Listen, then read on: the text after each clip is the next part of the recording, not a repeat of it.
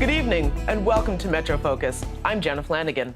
There are two big developing stories that have our attention, one national, one local, and both involve politics, ethics, and the law. Starting in Washington, a story with deep New York connections.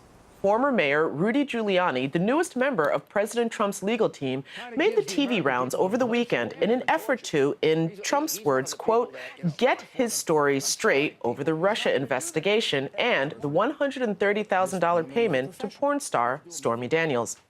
Regarding the Russia investigation, Giuliani refused to rule out the possibility that President Trump would assert his Fifth Amendment right against self-incrimination or that Trump could refuse a subpoena from special counsel Robert Mueller. Are you confident the president will not take the Fifth in this case?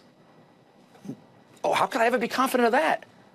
When I'm facing a situation with the president and all the other lawyers are, in which every lawyer in America thinks he'd be a fool to testify, I've got a client who wants to testify. Please don't.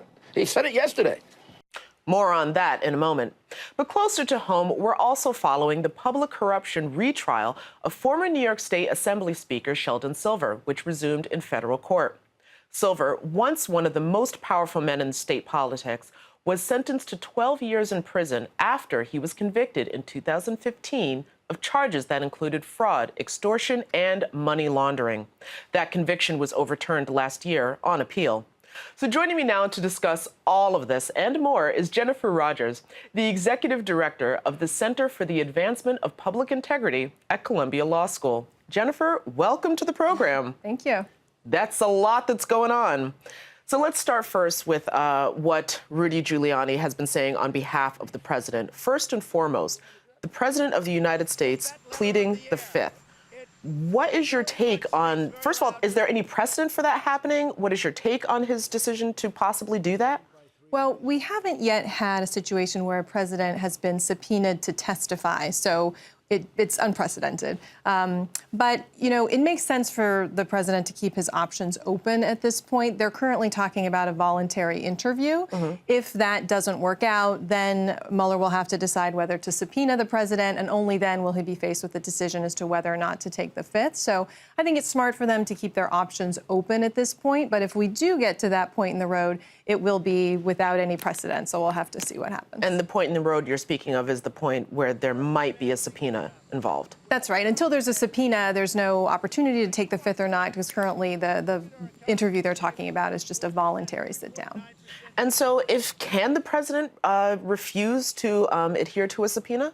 Well, again, it's never happened before, but I don't think so. So we have in the Nixon case, Nixon was subpoenaed for documents and for tapes, not for testimony. And the Supreme Court said no good, that the president is just like any other person. He has to comply with a lawful subpoena.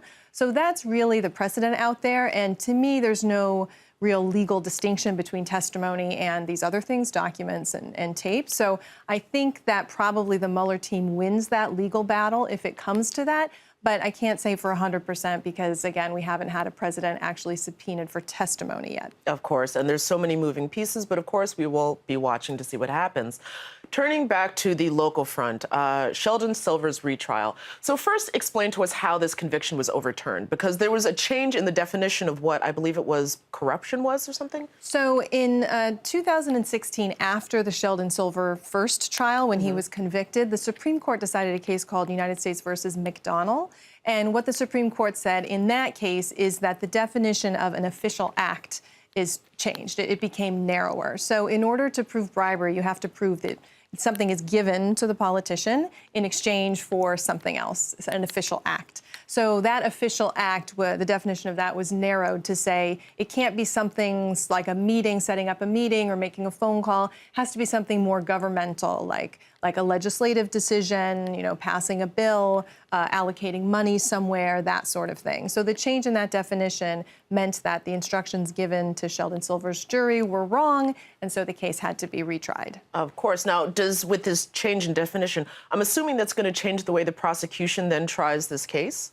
Not much, actually, because it turns out that the Sheldon Silver case was on very firm ground as far as the official acts that they were claiming. So they claim that Sheldon Silver allocated money in his position as Speaker to someone in exchange for money coming back to Sheldon Silver through a law firm. So that's a very easy official act. That's not just making a phone call or setting up a meeting. So the prosecution is on very strong ground in terms of proving their official acts. It's just that they have to do it again now so that the jury can be properly instructed. Okay, so should we expect another long trial, short trial? It'll be a little shorter this time, I think. Usually the second time around, both sides are able to tighten things up a bit. You know, the cross-examination will be more pointed. The direct examinations also will be a little more streamlined. So I think it'll be a little bit shorter, and we'll have to see. You never know what happens with the jury, but I expect we'll probably get another conviction.